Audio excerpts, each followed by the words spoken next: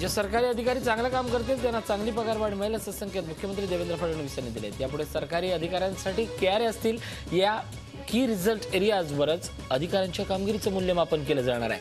मुख्यमंत्र्यांनी नाशिकमध्ये ही घोषणा केली आहे. राज्यात यापुढे इन्स्पेक्टर राज संपणार आहे तशी महत्त्वपूर्ण घोषणा मुख्यमंत्री देवेंद्र फडणवीस यांनी केली आहे. कुठल्याही इन्स्पेक्टरला उद्योगाच्या तपासणीसाठी थेट जाता येणार नाही. त्यासाठी सेल्फ सर्टिफिकेशन पद्धतीचा अवलंब केला जाणार आहे. इन्स्पेक्शनच्या पद्धतीचा आमूलाग्र आता बदल केला जाणार आहे अशी घोषणा मुख्यमंत्र्यांनी केली. त्याचबरोबर राज्यात फॅक्टरी ऍक्टमध्ये ही बदल आवश्यक आहेत ते करण्यात येणार असल्याची घोषणा मुख्यमंत्र्यांनी केली. शिवसेना नेते आणि उद्योगमंत्री सुभाष देसाई यांनी मुख्यमंत्री देवेंद्र फडणवीस यांना पाठवलेल्या पत्रामुळे एकच खळबळ उडाली. मुंबईचं आर्थिक महत्त्व कमी करण्याचे प्रयत्न केंद्र सरकारकडून सुरू आहेत असा आरोपच देसाईंनी या पत्रात केला. मुंबईतील प्रमुख आर्थिक केंद्र आणि काही केंद्रीय कार्यालय गुजरात आणि दिल्लीला हलवण्याच्या हालचाली केंद्र सरकारकडून सुरू आहेत. सुभाष देसाईंनी याबाबत तीव्र नाराजी व्यक्त केली असून हे सगळं थांबवण्याची मागणी त्यांनी मुख्यमंत्री फडणवीस यांच्याकडे केली आहे. जर्मन सरकार महाराष्ट्रातील मॅनग्रोव्ह वाढीसाठी आणि तिथली जैवविविधता जपण्यासाठी 8 कोटींचा प्रोजेक्ट राबवत आहे. त्यासाठी ठाणे खाडीबरोबरच रत्नागिरीतील 2 खाडींचा विकास केला जाणार आहे. ठाणे खाडी पर्यटन केंद्र म्हणून विकसित करण्यासाठी MTDCची मदत घेतली जाणार आहे.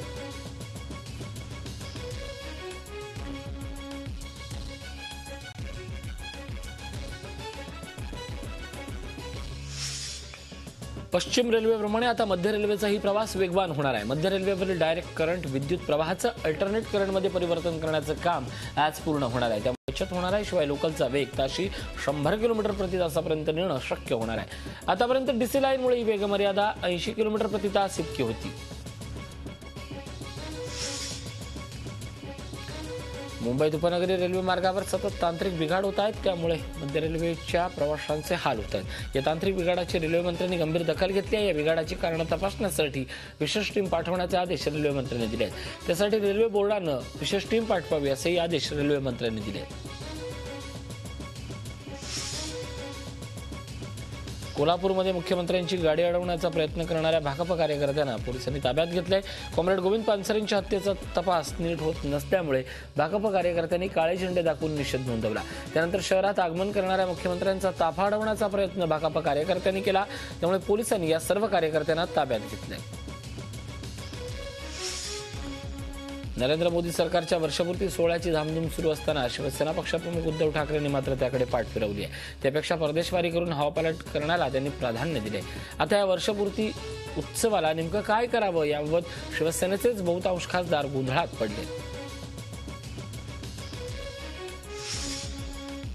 भाजप मोदी सरकारच्या वर्षपूर्तीचं कौतुक करत असताना काँग्रेसने मात्र औचित्य साधून हल्लाबोल केलाय. मोदी सरकारची पहिली पुण्यतिथी असल्याची जहरी टीका काँग्रेसचे प्रदेशाध्यक्ष अशोक चव्हाण यांनी केली आहे. वर्षभराचा कारभार निराशाजनक असून जनतेचे बुरे दिन सुरू झाले असल्याचाही आरोप त्यांनी केला.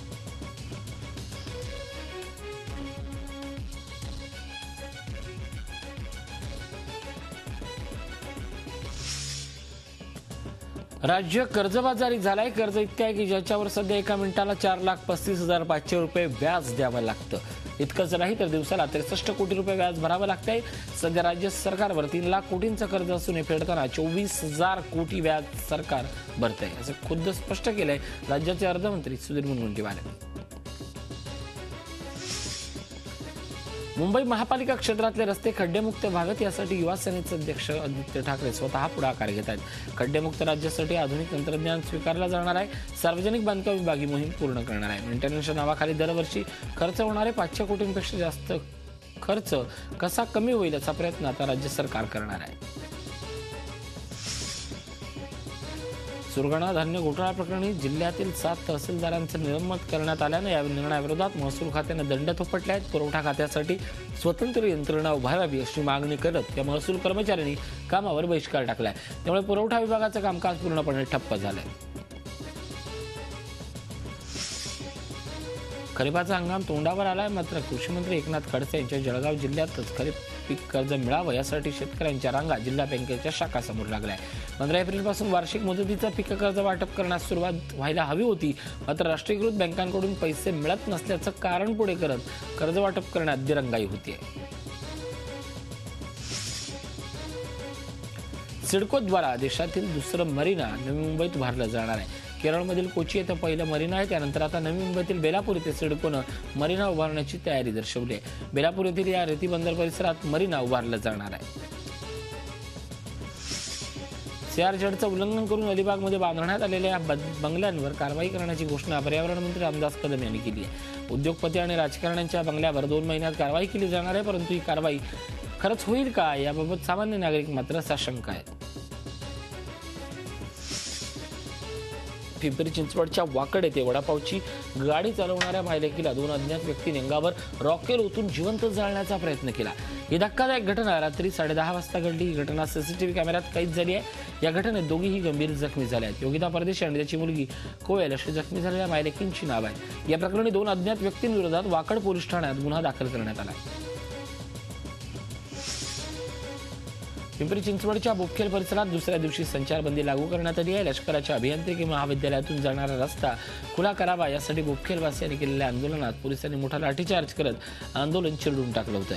या प्रकरणी पोलिसांनी 174 जणांना अटक केली आहे. यात 76 महिलांचा समावेश आहे. सर्वांवर दंगलीचे गुन्हे दाखल करण्यात आले असून 156 जणांना न्यायालयीन कोठडी देण्यात आली.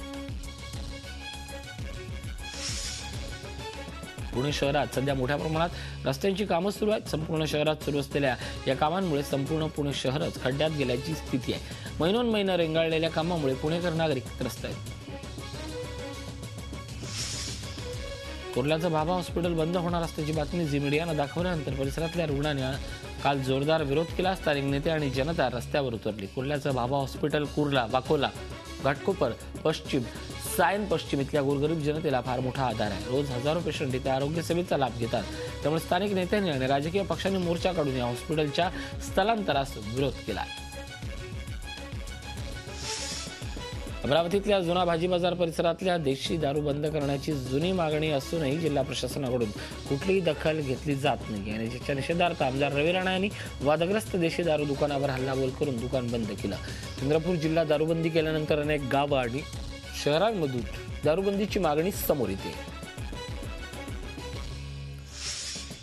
चंद्रपूर जिल्ह्याचं तापमान 47° वर गेल्यानं सामान्य लोकांच्या जीवाची काहिली झाली असताना कर्नाटक एमटा या कोल ब्लॉक रद्द झालेल्या कोळसा खाणीच्या कर्मचाऱ्यांच्या वसाहतीची वीज आणि पाणी कापण्यात आल्याचा धक्कादायक आणि अमानवीय प्रकार समोर आलाय. वीज आणि पाण्याअभावी गेल्या 10 दिवसांपासून या लोकांचे प्रचंड हाल होत आहेत. या ठिकाणी प्रशासन मात्र ढिम्म आहे. मुंबईतल्या आरे फिल्म सिटीमध्ये भर दुपारी गोळीबाराची घटना घडली आहे. शिवसेना चित्रपट सेनेचे चिटणीस राजेश शिंदे यांच्यावर 2 अज्ञात बाईक स्वारांनी गोळ्या झाडल्या. फिल्म सिटीच्या गेट नंबर 2 जवळ हा प्रकार घडला. शिंदे यांच्यावर 2 गोळ्या झाडण्यात आल्या.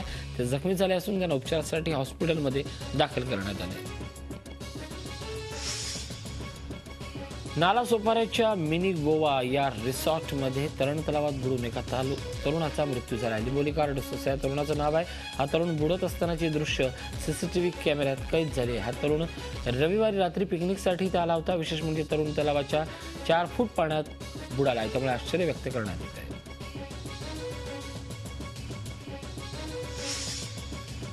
महाराष्ट्राच्या किनाऱ्यावर तब्बल 100 वर्षांनंतर ब्लू व्हेल प्रजातीतील 2 व्हेल मासे UNDPच्या पथकाला आढळून आले. गेले काही महिने सिंधुदुर्गमधील मच्छीमारांना वारंवार दर्शन देणाऱ्या व्हेल माशाविषयीची अत्यंत महत्त्वपूर्ण माहिती UNDPच्या अहवालात प्रसिद्ध झाली आहे. ब्लू व्हेलचं दर्शन ही अत्यंत दुर्मिळ घटना असल्याचं अभ्यासकांचं म्हणणं आहे.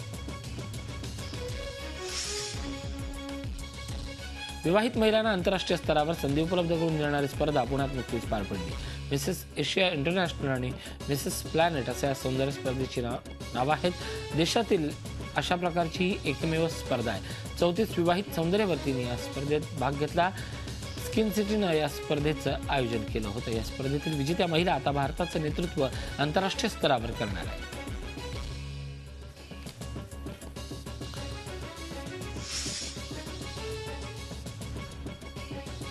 आणि आता देशविदेशातील बातम्या. जयललिता यांची तामिळनाडू विधिमंडळ पक्षनेतेपदी निवड झाली आहे. AIMADMKच्या बैठकीत हा निर्णय घेण्यात आला. तामिळनाडूतल्या चेन्नईत झालेल्या बैठकीत जयललिता यांच्या नावावर शिक्कामोर्तब करण्यात आलं. त्यामुळे तामिळनाडूच्या मुख्यमंत्री म्हणून जयललिता आज 5व्यांदा शपथ घेत आहेत. जयललिता यांची विधिमंडळ गटनेतेपदी निवड झाल्यानंतर त्यांच्या समर्थकांनी मिठाई वाटत जल्लोष केला. विद्यमान मुख्यमंत्री पन्नीरसेल्वम यांनी मुख्यमंत्री पदाचा राजीनामा दिला आहे.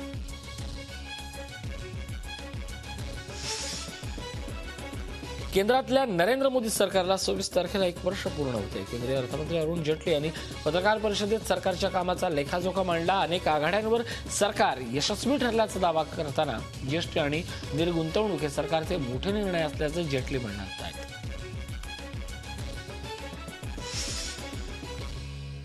काँग्रेस विकास विरोधी असल्याचा आरोप केंद्रीय अर्थमंत्री अरुण जेटली यांनी केला आहे। तसंच त्यांनी राहुल गांधींच्या सुट्टीचाही समाचार घेतला। ते काँग्रेस नेते सचिन पायलट यांनी मात्र गेल्या वर्षभरात सरकारने केवळ महागाई वाढवण्याचं काम केल्याची टीका केली आहे।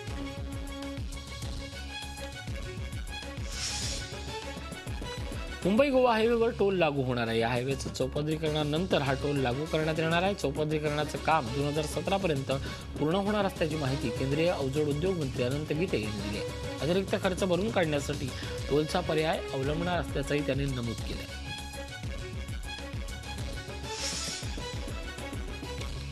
मुंबई पाठोपाठ बडोद्यात खाकी वर्दीतला धिंगाणा समोर आला आहे। शहरातल्या एका लग्नात काही बारबालांना नाचण्यासाठी बोलवण्यात आलं होतं। सिनेमातल्या गाण्यावर या बारबाला थिरकत असताना लग्नात आलेल्या पोलिसांनाही त्यांच्यासोबत खुलेआम धागडधिंगा करण्याचा मोह आवरला नाही। नोकऱ्यांमध्ये 5% आरक्षण मिळावं या मागणीसाठी गुज्जर समाजानं आंदोलन सुरू केलंय। हजारोच्या संख्येनं आलेल्या आंदोलकांनी भरतपूर आणि पिलपूर मधल्या रेल्वे ट्रॅकवर ठिय्या आंदोलन केलं। त्यामुळे दिल्लीतून कोर्टामार्गे मुंबईला जाणाऱ्या ट्रेन्सना मार्ग बदलावा लागला।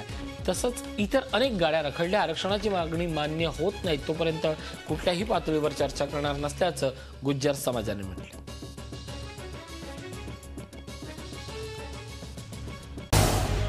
झी 24 तास रहा एक पाऊल पुढे।